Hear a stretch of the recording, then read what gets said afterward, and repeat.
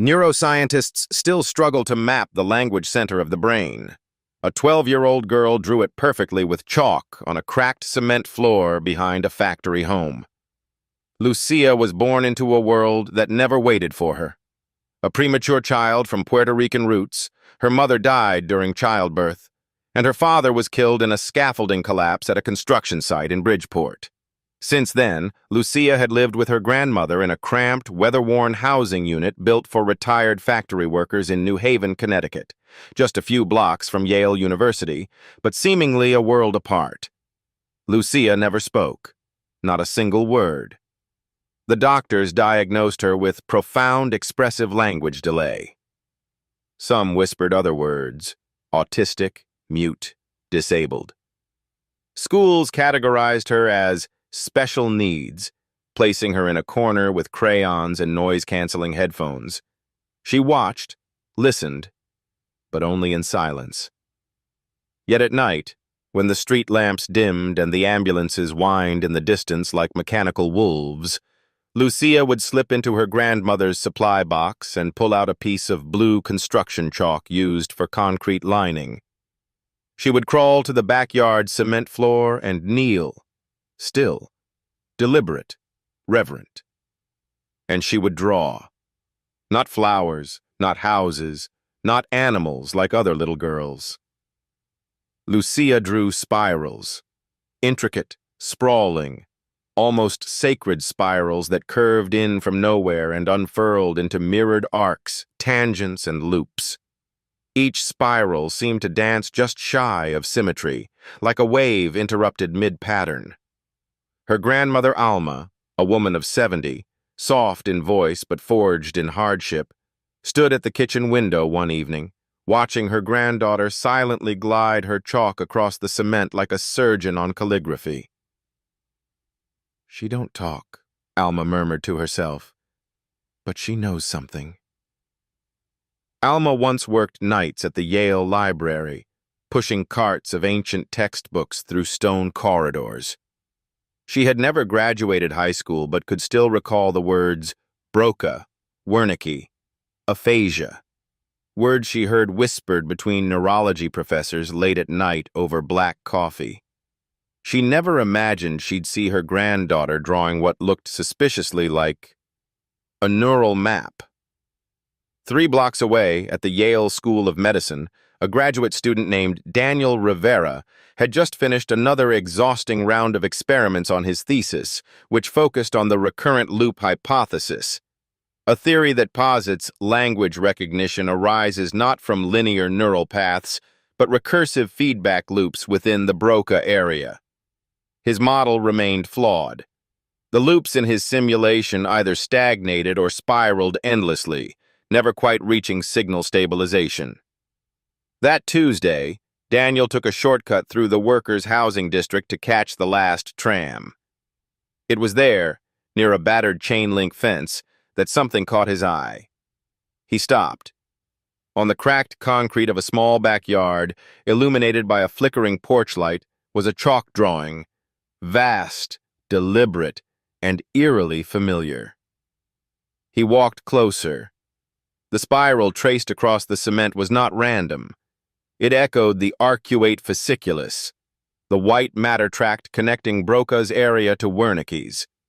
It was anatomically suggestive, if not entirely precise. Daniel froze. This was no child's game. He turned and spotted a small figure sitting by a half-empty box of chalk. A girl, no older than 12, with thick curls hanging over her eyes. She did not move. She only stared. Lucía. And from that moment, 2 timelines began to twist. Daniel returned the next night, and the next. Each time, Lucía was there, waiting, drawing. The patterns evolved. The loops began to bifurcate, forming what he recognized as nodal spikes, something seen in diffusion, tensor imaging scans of language activation. He brought textbooks. Lucía didn't look at them. He brought diagrams. Lucía never glanced at them. Yet what she drew, alone, in silence, mirrored decades of mapped neuroscience. On the fifth night, Lucía drew something that stopped Daniel cold. A dense cluster of micro-loops, with fine blue lines etched between them. They resembled Golgi-stained neurons with axon collaterals, precisely placed in the area corresponding to the anterior insula.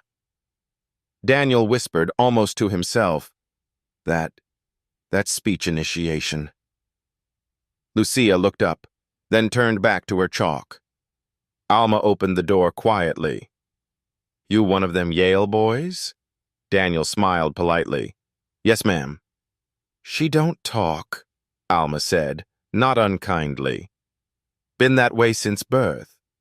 They said she's behind, but I think she's listening with her skin." Daniel knelt beside Lucía, watching her trace a gentle curve into a larger spiral. He asked softly, "Did you draw this from memory?" No answer. "She doesn't answer questions," Alma explained. "But if you watch, she answers anyway." On the seventh evening, rain threatened. Alma invited Daniel inside. The room was small but filled with warmth. A worn rug, old candles, a bookshelf stacked with second-hand Spanish poetry. Daniel brought out a printout from his lab. It showed his failed simulation, a recurrent loop of neural activity in the Broca area that collapsed after 2 milliseconds. He laid it beside Lucía's chalk sketch from the night before. They matched. Except her loop had a dip, a tiny, almost imperceptible deflection before closure. A phase shift. Daniel whispered, "She corrected the cycle." Alma glanced at him. "Like music," she said. "You expect one note, but then she bends it." Later that night, Daniel returned to the lab. He adjusted the simulation, adding the phase shift Lucía had drawn. The loop stabilized. It ran. For the first time, the recurrent loop in his model generated a predictive language signal, mirroring Broca-Wernicke coupling at 87% confidence. A breakthrough. But he didn't shout. He didn't even smile. He only whispered, "She heard something we didn't." Back in the small backyard, as midnight neared, Lucía continued to draw. She used red chalk now, laying faint lines across her earlier spirals. These lines intersected, forming what looked like harmonic overlays. It was as if she were composing. Language, in her hands, wasn't letters or sounds. It was a symphony of loops, a logic of movement. At 12 years old, Lucía had never spoken a word, but perhaps, just perhaps, she had never needed to. A child's chalk drawing, once dismissed as nonsense, turned out to be the voice of a soul no one ever truly heard. Daniel couldn't sleep. All night long he saw those spirals Lucía had drawn. They weren't just drawings. They whispered something wordless, but weighty. The next morning, Daniel returned to the housing block. He walked slowly, as if afraid to disturb something sacred. When he arrived, Lucía was sitting quietly beside her worn-out chalk box. She didn't look at him, didn't greet him, but after a few seconds, she picked up a white chalk and began to draw. This time, Daniel stood still, a little farther away. Lucía drew one spiral, then another, layered atop each other. Her lines were soft like wind, careful like his grandmother's hands when she used to mend his shirt as a child. Not fast, not slow. Each stroke felt like it carried a breath. He didn't know what it meant, but he knew. It meant something. Lucía drew every night. No one asked her to. No one reminded her. Daniel kept returning, like a pilgrim searching for light in the dark. The spirals changed, sometimes layered, sometimes spread out, sometimes closing into a perfect circle. Never the same, but always ordered. One night Daniel tried something. He brought a small speaker and played a soft piece by Bach, gentle, like a lullaby. Lucía paused. She tilted her head, as if listening not with her ears, but with her heart. Then she kept drawing. This time, the spirals danced. They were lighter, gentler, and in the center of them, a small red dot appeared. Daniel murmured, "The center." Not of a model, of something deeper. Daniel printed the photos and pinned them on the wall of his research lab. One by one, then 10. All were drawn by Lucía, not generated by software, not backed by equations, just a silent girl and her box of chalk. Colleagues walked by, looked, then fell silent. They didn't understand, but somehow they felt something. At the bottom of the display, Daniel wrote, "A soul that never spoke, yet drew the heartbeat of life." One afternoon, it began to rain. Daniel came anyway. Lucía sat under the old tin awning, hugging her chalk box. When she saw him, she didn't smile, but she pushed the chalk toward him and pointed to the wet cement floor. "Draw," her eyes seemed to say. Daniel knelt down. His hands trembled. He hadn't held chalk since first grade. He drew a spiral, crooked and awkward. Lucía looked, then, gently, took his hand. For the first time, she guided it, correcting the curve. No words, but so clear. "This is how it's meant to turn." Daniel laughed, like a child. A laugh he hadn't felt since years of chasing models and formulas stole it from him. A raindrop touched his eye. He didn't know if it was rain or a tear. By the end of the chapter, the rain stopped. Daniel stayed a long time by the now dry cement. Lucía had gone inside. Her spirals were still there, blurred by water but still beautiful. He no longer wanted to prove anything. He only wanted to protect this fragile thing like a quiet prayer. He whispered, "Language isn't just words. Some people, they heal through silence." She never asked to see the lab, but when she stepped in, her silence made every machine sound like it was praying. That Monday morning, the campus of Yale glowed under a sleepy New England sun. Professors moved like shadows between sandstone buildings. Students shuffled by, clinging to coffee cups and unfinished thoughts. Daniel waited outside the neuroscience wing. He had written to Alma the night before. Nothing formal, just a short message on a scrap of notebook paper. "Would Lucía like to visit where I work?" No reply had come. But at 9:04 a.m., a small figure rounded the corner of Grove Street. Lucía, wearing a borrowed coat too large for her and gripping a cloth bag to her chest like it carried something irreplaceable. Her hair was brushed back, but loose strands still danced in the morning breeze. Alma followed behind, walking slowly. Daniel smiled, grateful beyond words. Lucía didn't smile back, but her eyes flicked to the tall building before them. And for a moment Daniel saw something there, curiosity, wrapped in fear.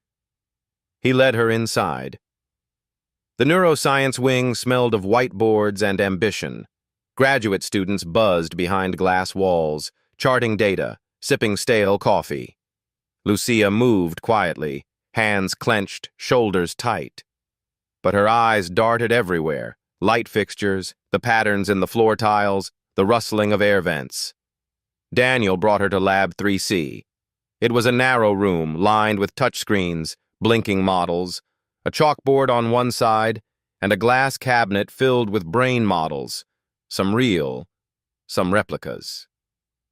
In the center of the chalkboard, someone had written in hurried cursive, "The recurrent loop hypothesis, still unproven." Daniel paused. He hadn't meant to leave that there. But maybe it was right that she saw it. Lucía walked to the board. She tilted her head, reading every word slowly. Then she picked up a piece of chalk from the tray. Daniel's breath caught. In silence, Lucía reached up and carefully erased a Greek symbol, D, delta. She replaced it with partial D, a subtle difference in mathematics, often overlooked. But not to her. Not to anyone who had ever spent nights lost in differential models. Daniel leaned forward. That correction, that one stroke, altered the meaning completely. It implied not a fixed change, but a dynamic one. A signal that shifts, fluctuates, breathes. Lucía stepped back. And then, something extraordinary happened. She smiled, her lips barely curled, just a tremor, a passing wind on still water. But it was a smile, the first Daniel had ever seen. He knelt beside her. "You fixed it," he said gently. Lucía looked at him, and for a second, the room fell away. Daniel thought of all the conferences he'd attended, all the papers he'd presented, and all the questions he could never quite answer. And now here, in front of a child who had never said a word, he finally felt like someone had answered back. He pulled out a printed diagram, a failure from last semester, a simulation of recurrent neural loops in Broca's area meant to model internal speech prediction. But the signal never stabilized. It always fell apart. Lucía studied it. Then, in slow, careful motion, she picked up a marker and drew a thin line, connecting 2 points the computer had never considered. A human leap, not algorithmic, not programmed, intuitive.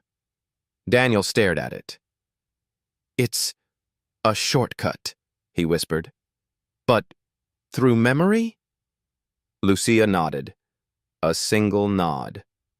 Precise. That afternoon, he brought her to the simulation lab. Lucía's steps slowed when she saw the glowing monitors, the headset arrays, the humming cooling fans. This was a room built for precision, for measured thought. She walked to the EEG interface, a device that read brainwaves in real time. Daniel saw her linger, then reach out, not to touch, but to feel the space around it. "She doesn't need to wear it," he told the technician. "Just let her observe." The technician, Jacob, raised an eyebrow but nodded. Daniel turned on a preloaded model. Loop 12C. A broken version of his recurrent network. The lines on screen began to twitch, spike, then collapse. As always. Lucía watched. Then slowly she moved to the whiteboard. She picked up a blue marker and began to draw. Not spirals. Lines. Straight, arched, curved. Then one circle. Not closed, but slightly open, like a breath being held. She connected that open circle to a signal path on the screen. Daniel typed in the adjustment manually. The simulation recalculated, stabilized, for the first time. 87.3% prediction rate. The technician stared. That shouldn't be possible. Daniel's voice shook. "It is." He looked at Lucía. "She sees the breath in the circuit." Later, when the building had emptied, Lucía and Daniel sat on the floor of Lab 3C. No data, no machines, just quiet. Daniel took a small notebook from his coat. "I used to dream," he said, "about solving things, fixing the broken loops. But I think I misunderstood the loop itself." Lucía looked at him. "It's not meant to be closed, is it?" he asked. She shook her head. "No," he murmured. It breathes. He showed her an old drawing, a rough spiral he'd once drawn in high school, long before grad school. He had thought it silly then. Lucía took it gently. Then, from her cloth bag, she pulled a piece of paper, worn at the edges, folded many times. She unfolded it. It was one of her earliest spirals, drawn with a blue crayon, uneven and childish. But in the center, in faint pencil, was a note. Not written by her. It read, "You are more than they say." Daniel looked up. Who wrote this? Lucía placed a hand over her chest, then touched the paper. A gift from her mother? Or perhaps from herself, long ago. By sunset, the windows of Yale glowed golden. Daniel walked Lucía and Alma to the gate.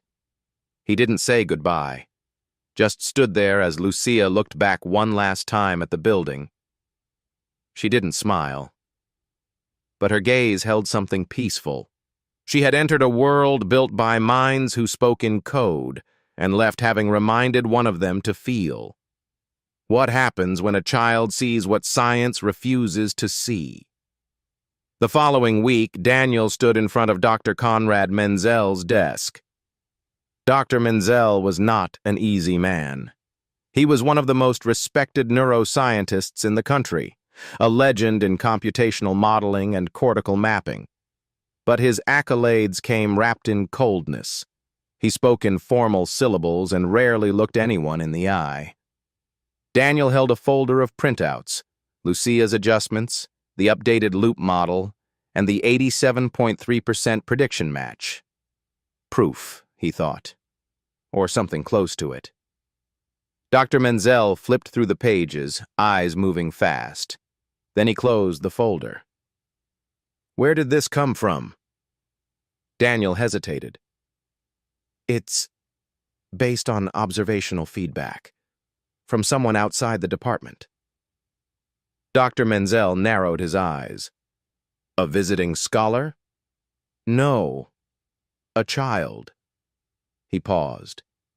She's 12, nonverbal, but she drew corrections to my model, by hand. Silence fell like snow. Dr. Menzel stood. You're asking me to believe a mute child made an intuitive correction to a loop structure our entire department couldn't resolve? I'm not asking you to believe anything, Daniel said softly. Just look at the data. Dr. Menzel stared at him. Do you know what this sounds like? Yes. It sounds like mysticism, like faith. Daniel didn't flinch. Then maybe science needs a little more faith. Menzel's voice chilled. This is Yale, Mr. Rivera. We don't pray to chalk drawings here. He walked to the window. This will not be submitted under our lab. If you proceed, you do it alone. Daniel's jaw tightened. Then I'll proceed alone.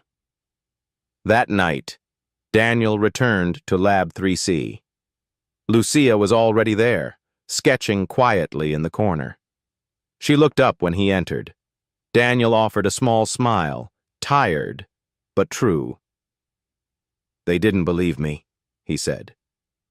Lucía said nothing, but her eyes said, I knew they wouldn't. Still, she handed him a new drawing. Different this time. It wasn't loops or spirals. It was a split, a fork, two pathways, one stable, one broken. Daniel looked at it for a long time. Then he whispered, We choose the one they won't walk. Lucía nodded. Over the next week, Daniel began running silent trials. He used after-hours access to simulate Lucía's corrected loops on new data sets, auditory patterns, stutter patterns, even foreign language processing. The results repeated themselves. Stable prediction, increased signal resolution, less noise. But outside his small corner of belief, Opposition brewed. Rumors spread. One of the department heads, Dr. Keith Mandel, heard about a street girl being credited in private reports. He requested a meeting. Daniel entered his office and found Mandel already holding one of the unpublished test logs. "This," Mandel said, tapping the printout, "is dangerous." "Why?" "Because it discredits our process. It opens us up to scrutiny, to mockery." Daniel kept his voice even. "So truth is dangerous if it comes from the wrong source?" Mandel's eyes hardened. "You want to hang your thesis on a mute child's chalk?" "I want to finish what she started." "Then don't do it here." Word reached Lucía somehow, maybe from Alma, maybe from Daniel himself, through a shared silence. She didn't cry, but she stopped drawing. For 3 nights, Daniel visited her home. The cement backyard remained blank. "I'm sorry," he told her on the 3rd night. "I brought you into a place that doesn't yet know how to listen." Lucía didn't move. But on the 4th night she came to the lab. She didn't draw. She erased. All her loops, her lines, her symbols, one by one, she wiped them clean from the whiteboard. Daniel watched, heart breaking. "Why?" he whispered. Lucía wrote just one word: stolen. 2 days later, a research paper was submitted to the Yale Review of Neuroscience. It bore the title, "Dynamic Phase Adjustments in Recursive Neural Modeling." It used Lucía's core correction, her symbol, her open circle.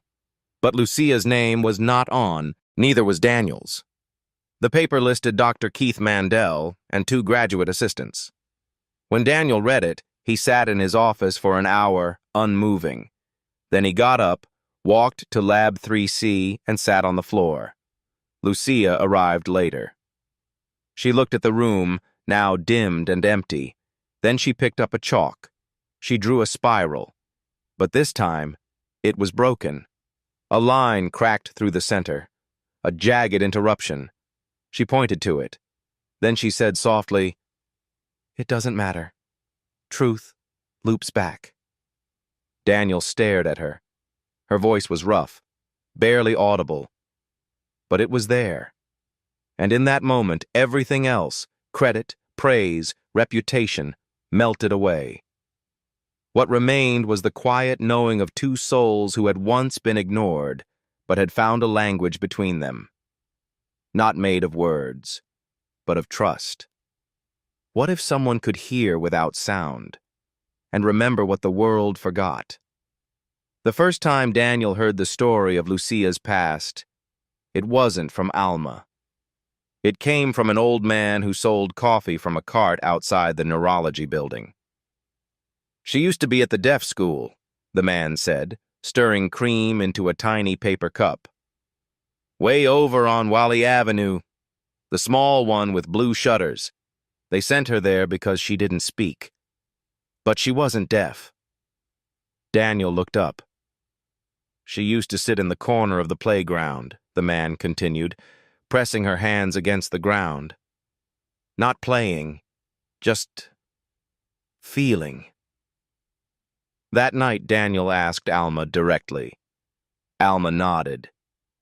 "They said she couldn't hear, but she'd turn toward me before the kettle whistled, or look up when the ice cream truck was still 3 blocks away.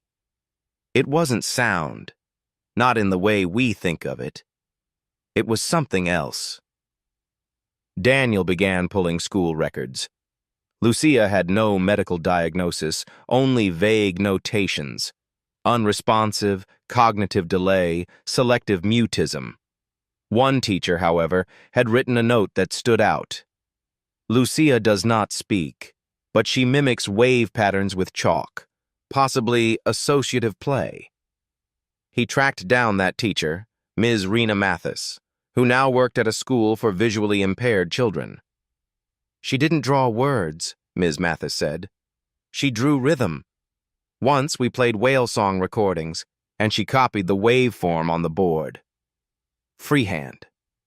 Daniel's voice cracked. Did she know what it meant? I think she felt what it meant. Daniel returned to Lab 3C with a new question. What if Lucia's mind didn't process language the way others did? What if her silence wasn't absence, but abundance?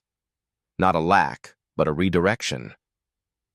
He searched the lab's archives for past neural imaging data related to nonverbal children. The fMRI results showed something curious. Increased activity in the anterior cingulate cortex, an area associated with internal sensation and emotional memory. He pulled Lucia's only scan, a low-res EEG from 2 years ago. The data was messy, inconclusive.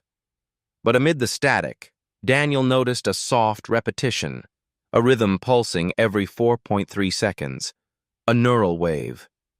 It was faint, but it matched the timing of Lucia's drawing cycles. He shared this with Alma over tea. She sat quietly, listening, folding her hands in her lap. There's something you don't know, she said, eyes distant. Lucia used to hum. Daniel blinked. Hum? Not words, just tones. When she was little, especially when it rained, she'd lie on the floor and hum, like a soft echo, then get up and draw. Daniel exhaled, like a tuning fork. Alma nodded. She hears in ways we weren't taught to. One evening, Daniel brought a tuning fork to the lab. He struck it softly, then set it on the metal bench. The hum echoed faintly. Lucia didn't look up, but her hand moved. She drew a spiral. It matched the oscillation frequency of the tuning fork, 440 Hz. She hadn't heard it. She felt it. The next day, Daniel set up a more formal experiment. He played a series of pure tones through a vibration plate beneath the floor. No sound, just subtle shifts.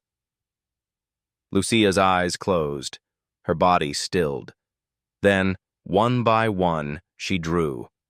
Not just spirals now.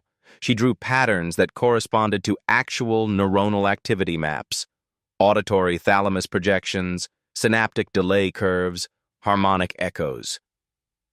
Daniel watched, overwhelmed. He didn't need graphs. The chalk spoke louder. He compiled the data, this time not to prove a theory, but to tell a story. That Lucia had learned to listen with her whole body. That she could perceive patterns not by ear, but by intuition, by resonance. He called it imprinted cognition. He sent it to Dr. Menzel. No reply came. But 2 nights later, Lucia received a letter. It was slid under the door, folded into quarters, signed in elegant script, to the girl who remembers with her hands. Inside, a photo of a chalk spiral, drawn decades ago by Menzel's late wife, who had suffered from aphasia. A note read, "She used to say the loops kept her calm. I never understood. Until now." Lucia didn't smile. She simply picked up her chalk. And on the floor of Lab 3C, beneath the machines and the equations and the names that had stolen hers, she drew again. Not loops this time. Waves. Gentle, open waves. Like breath. Like memory. Like forgiveness. For 12 years, she never spoke. But when she did, it changed everything. Lucia had not spoken a single word in her 12 years of life. Not once. Not a whisper. Not even a murmur in sleep. To Alma, that silence had become a kind of rhythm, a daily stillness that spoke louder than speech. To Daniel, it had become an invitation to listen differently, to trust what could not be heard. But one late autumn afternoon, something changed. It began with music. Daniel had set up a gentle auditory experiment, something small. A low hum played through an acoustic diffuser, one designed not to be heard but to be felt. Beneath the lab's wooden floor, the tone spread like warmth. Lucía sat in her usual spot, chalk in hand, eyes closed. The sound was constant, a sustained 528 Hz tone, sometimes called the love frequency, known for its calming effects. For 10 minutes, Lucía didn't move. Then slowly she picked up her chalk and drew. Not spirals this time, not waves. She drew a loop, but not complete. A small gap remained open at the bottom, like a doorway waiting. She placed her hand over the opening. Then she whispered, barely audible, "Loop is wrong." Daniel froze. The air left his lungs. He looked at her, unsure if he had imagined it. But Lucía's mouth had moved. Her lips had formed the words. She looked at him, eyes calm, certain. Then she said again, this time clearer, "It returns, but never the same."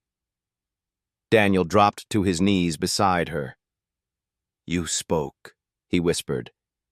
"Lucía, you spoke." Tears welled in his eyes, not from shock, from the quiet weight of witnessing a moment that had waited 12 years to be born. Lucía looked away, not shy, but steady, as if she knew exactly what she had done and why. "It's not repeating," she said slowly, haltingly. "The loop breathes." Daniel nodded, stunned. Yes, it does." The rest of the day passed in stillness. No celebration, no recordings, just quiet, sacred. Daniel told no one.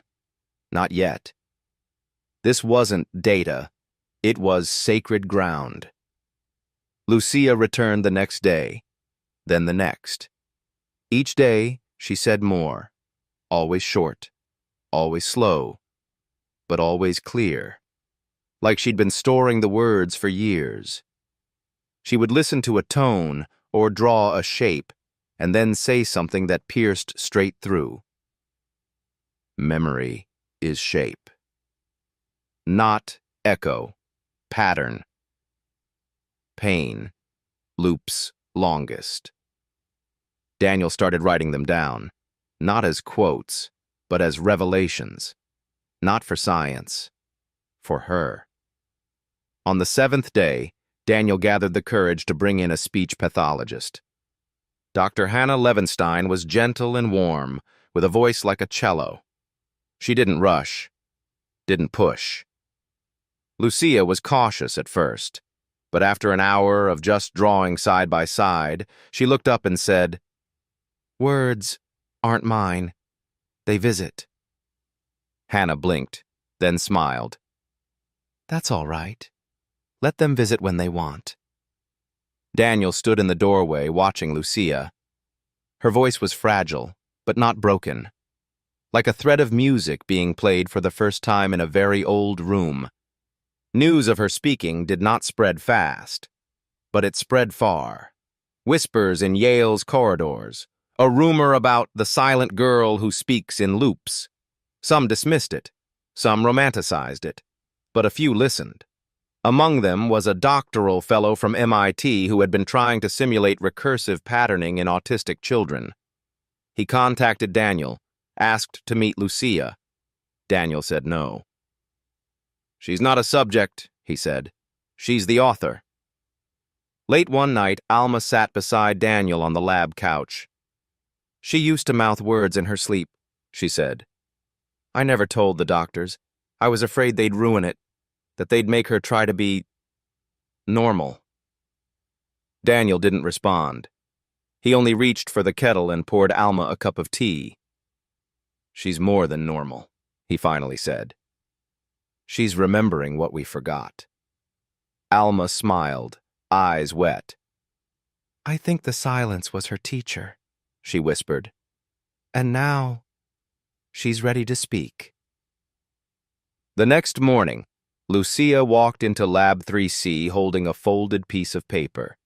She handed it to Daniel. He opened it carefully. Inside was a single sentence, written in careful, slightly wobbly handwriting. Language is not made of words, it is made of care. Daniel said nothing. He only knelt and wept. Even a mind that worships logic can be moved by a whisper that echoes louder than proof. Dr. Conrad Menzel sat alone in his office as the late November light filtered in through frosted windows. He hadn't spoken to Daniel in weeks, but every day he found himself looking at that one note again. The one Lucía had received, folded in quarters, slipped under the door. To the girl who remembers with her hands. He had written it in a moment of quiet reckoning, and now it haunted him. For most of his career, he had chased certainty, algorithms, peer-reviewed models, and yet none had moved him the way Lucía's words did. The loop breathes. He remembered his wife, Margaret, a brilliant linguist who had lost her voice slowly, word by word, to a cruel form of aphasia. In her final years, she too had drawn spirals on paper. At the time, Menzel had seen it as a symptom. But maybe it had been a message. He found himself standing outside Lab 3C. He hadn't been there in months. Inside, Daniel was helping Lucía with a chalkboard filled with soft curves. She was no longer just drawing. She was teaching. A few neighborhood children sat cross-legged on the floor, watching her hands move with quiet awe. Lucía didn't use many words. She'd gesture, hum gently, and sometimes just touch her chest, then draw a shape. One boy raised his hand. Why do we draw spirals? Lucía replied softly. To remember. Not with mind, with heart. Menzel's throat tightened. He stepped into the room. The children looked up. Daniel stood still. Lucía didn't turn. She simply drew one more curve, then stepped aside. Menzel walked to the board. He looked at the line she had left.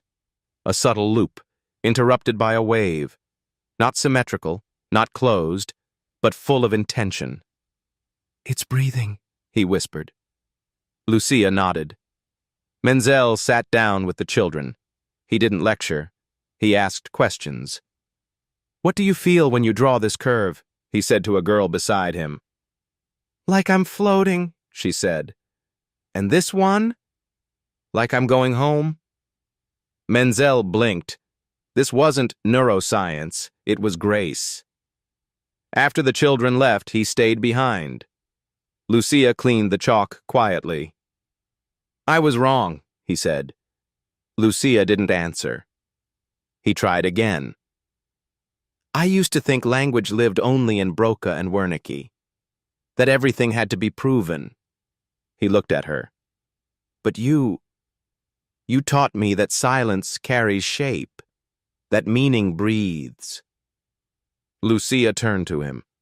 Her eyes were not cold, not angry, only still. She stepped forward, took a piece of chalk, and pressed it into his hand. Now you draw, she said. Menzel stared at the chalk. Then slowly, he knelt and drew his first spiral. It wobbled, hesitated, then curved open. Lucía smiled. That evening, Daniel and Menzel sat on the lab steps, watching the sun set over New Haven. I don't know how to repay her, Menzel said. You already have, Daniel replied. You showed up. They sat in silence. Then Menzel spoke again. She taught you how to listen, didn't she? Daniel nodded. Yes. Not with my ears. With your attention. Yes. Menzel leaned back. I thought I had nothing left to give after Margaret died. But that girl... He stopped. She gave it back. My reason for teaching. 2 days later, Menzel submitted his final lecture title to the university. Language and Breath. What a Silent Girl Taught Me About the Brain. In the email, he added a personal request. Reserve a seat for Lucía, front row, no spotlights. When truth is inconvenient, it is often stolen. Daniel stood frozen in the corridor outside the conference room.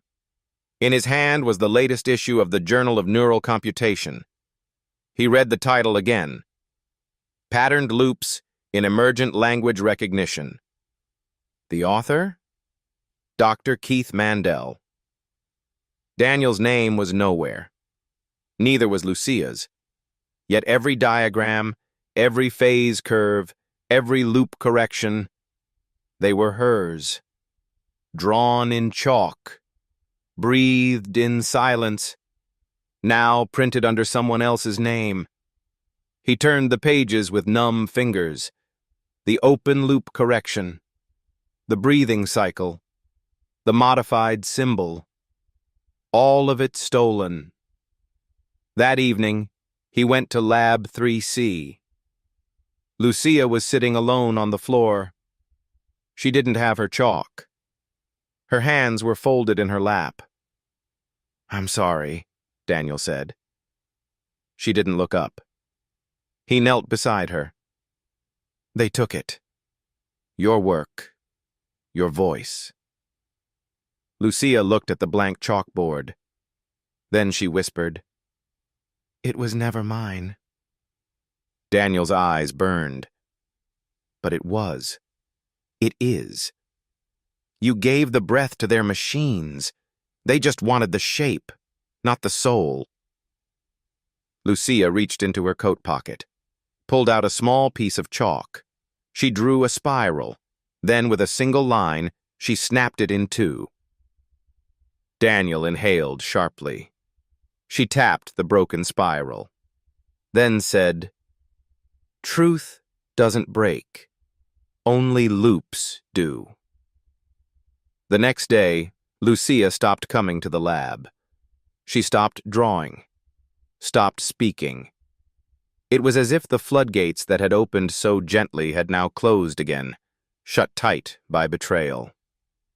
Daniel tried to reach her.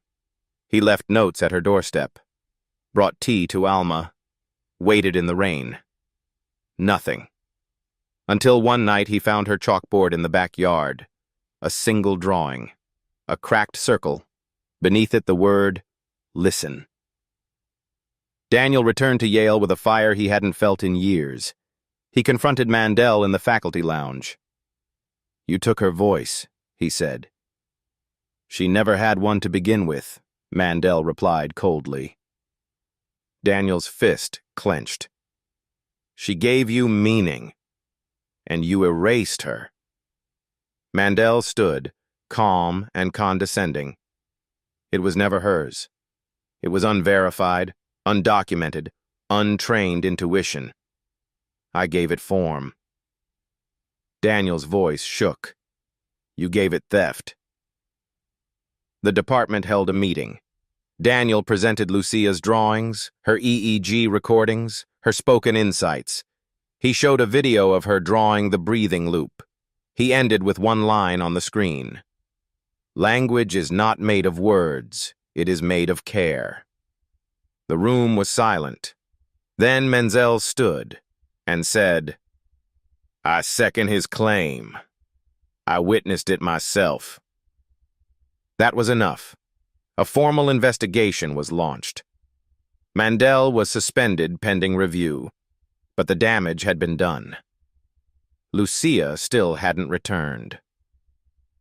Weeks passed. One morning, as snow fell lightly on the sidewalks of New Haven, Daniel found an envelope slipped under the lab door.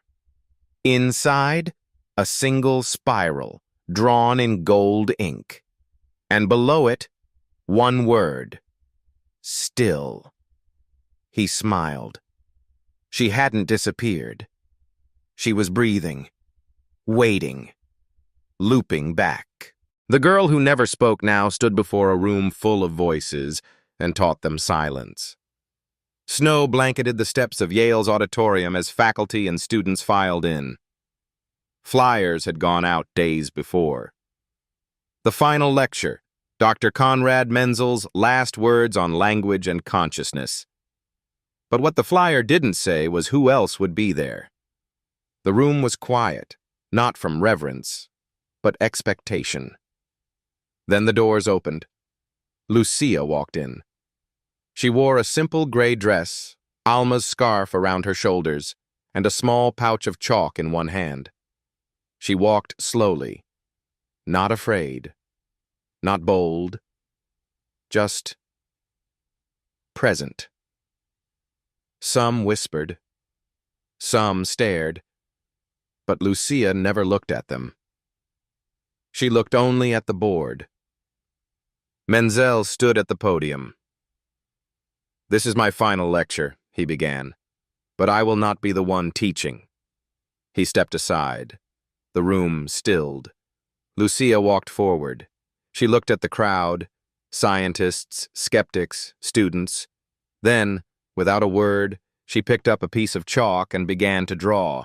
First a spiral, then another, then an open loop. Then she stopped. She placed the chalk down. She turned to face the room and spoke. "Language is not sound." Silence. "It is not noise. It is rhythm, pattern, kindness." She walked to the side of the board. "This loop," she said, pointing, "returns, but not to the same place. It carries what it touched." Murmurs moved through the room. Lucía continued, "You call it recursion. I call it remembering." She picked up a second piece of chalk, drew a soft curve under the spiral. "This is care." Then she smiled, just slightly.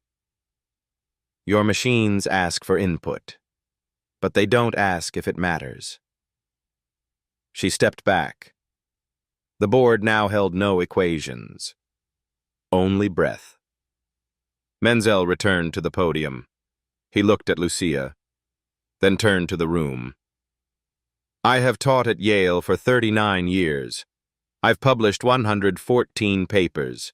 I have supervised 61 dissertations." He paused. "But no one has taught me more than this girl." He took a piece of chalk from her pouch and placed it gently on the podium. "I pass this chalk to her." He turned to Lucía. "And to those like her, who speak in shape, in pause, in grace." The room stood. Applause filled the air, not thunderous, but warm. Lucía bowed her head and whispered, "Language is not made of words. It's made of attention." Outside, the snow continued to fall, but inside that room, something had melted. She didn't stay to bask in applause. She returned to where silence first shaped her, and began to plant new voices. A month passed since the final lecture. The snow had begun to melt. Crocuses pushed through the sidewalks near Yale, but Lucía was no longer there. She had not enrolled. She had not stayed. Instead, one morning, she and Alma packed their belongings and returned to the neighborhood of cracked cement and chain-link fences, just blocks from where it all began. There, Lucía opened the door to a vacant storefront once used as a laundromat. She swept the dust from the corners, cleaned the window, and wrote with chalk on the glass, "Waves and Whispers, a place to learn without words." Inside, she laid out a soft rug, set chalk on wooden trays, hung a mobile of spirals made from wire and thread, and waited. At first, only one child came, a small boy with a stutter and fearful eyes. He sat curled in the corner. Lucía said nothing. She picked up chalk, drew a wave. The boy watched, then took a piece himself. By the end of the hour, he had drawn 6. By the end of the week, he whispered his first word, blue. Lucía smiled. The word wasn't the goal. The trust was. Others followed. A girl with selective mutism. A boy with echolalia who spoke only in song. A teenager who dropped out, afraid of schools with walls. Lucía welcomed them all. No grades, no speeches, just rhythm, shape, sound, silence. She taught them to feel tones with their feet, to listen to chalk scratch across wood, to map what their hands already knew. Word spread. A journalist visited, wrote an article titled, "The Girl Who Never Spoke Now Teaches Without Speaking." Researchers came quietly, not to extract, to observe. One left behind a note. I finally remembered why I studied cognition. Back at Yale, Daniel was offered a professorship. He accepted, but only part-time. 3 days a week, he taught graduate seminars. 2 days a week, he visited Lucía's school. He never brought data, only chalk. In his wallet, he still kept her first drawing, the one from the cracked cement backyard, now faded, but never forgotten. One afternoon, a small girl tugged his sleeve. She had drawn something. He looked. It was a spiral, simple, balanced. She looked up at him and said, "Mama." Her mother wept in the corner. Daniel smiled. The loop had returned, not to the same place, but carrying everything it had touched. In the corner of the classroom, Lucía wrote one more sentence on the board. The brain doesn't need permission to bloom, only space. And so she bloomed, not loudly, not famously, but gently, where silence once lived. Now came gardens. To those who have followed Lucía's journey to this final page, thank you.